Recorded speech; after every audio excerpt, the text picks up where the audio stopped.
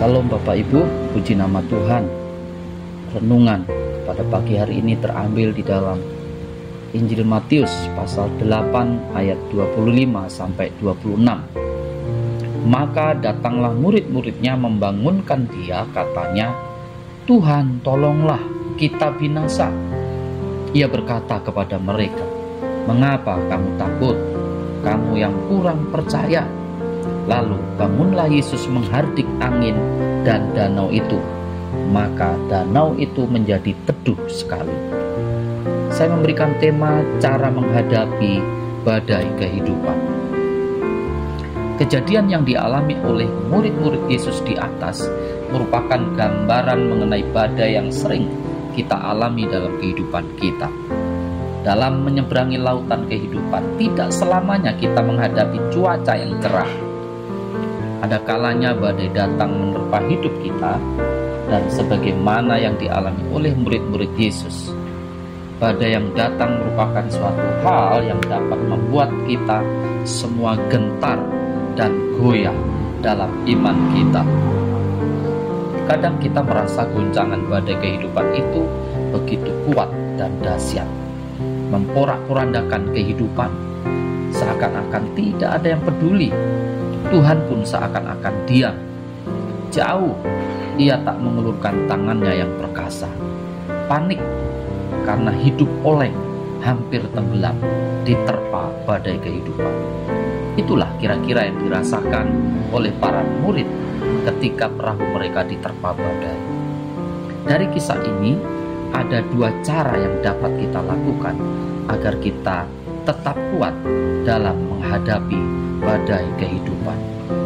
Yang pertama, datang pada Yesus.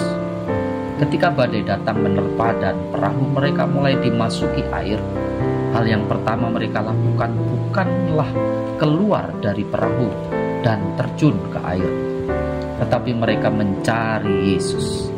Kita dapat bayangkan apa yang terjadi jika mereka keluar dari perahu. Begitu juga dengan hidup kita. Jika menghadapi suatu masalah, kita tidak boleh lari atau meninggalkan masalah yang kita hadapi. Karena jika demikian, kita akan keluar dari rencana Allah. Cari Yesus untuk mendapat jawaban atas masalah kita. Datang pada Yesus, jangan cari orang lain atau bahkan mencari orang yang dianggap pintar untuk menyelesaikan masalah kita. Tuhan menginginkan kita memprioritaskan Dia dalam kehidupan kita. Hanya Yesus yang sanggup memberikan jawaban, dan Dia hanya sejauh doa. Ketika murid-murid Yesus datang mencari Dia, kita melihat apa yang terjadi selanjutnya. Yesus mengambil alih seluruh keadaan yang terjadi hanya dengan sepatah kata saja, maka badai itu pun reda. Ketika kita datang mencari Yesus, Dia akan turun tangan mengambil alih seluruh masalah kita. Dan yang kedua, bangkitkan roh kita. Badai yang menerpa perahu yang ditumpangi Yesus membuat para murid menjadi sangat ketakutan. Dalam kitab Mazmur pasal 42 dan 43 juga menceritakan kondisi pemazmur yang sedang dalam keadaan yang sangat mencekam, dikejar-kejar oleh musuhnya, sama seperti badai yang menakutkan yang dialami murid-murid Yesus. Pemazmur mengatakan kepada jiwanya untuk tidak gelisah dan berharap kepada Allah. Rasul Paulus juga menyatakan bahwa kita ini terdiri dari manusia lahiriah dan manusia batiniah. Meskipun manusia lahiriah merosot, manusia batiniahnya semakin diperbaharui dari hari ke hari. Manusia batiniah atau roh kita harus senantiasa lebih kuat dibanding manusia jasmani kita. Roh kita harus juga lebih kuat dibanding dengan jiwa kita. Jiwa manusia yang terdiri dari pikiran, perasaan, dan kehendak mudah sekali terpengaruh oleh keadaan sekitar.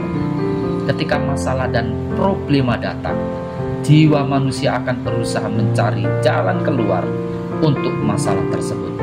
Tetapi ketika masalah begitu berat dan tidak dapat menemukan jalan keluar, maka jiwa manusia dapat terganggu.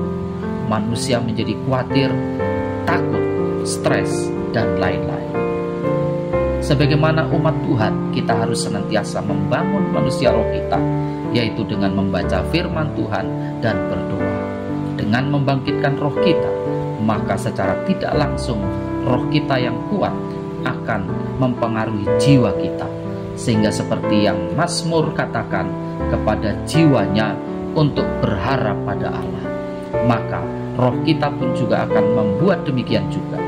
Jadi ketika masalah datang bertubi-tubi, yang harus kita lakukan adalah mencari Yesus, sehingga roh kita terbangun dan tidak mudah terombang-ambing oleh badai kehidupan. Tuhan Yesus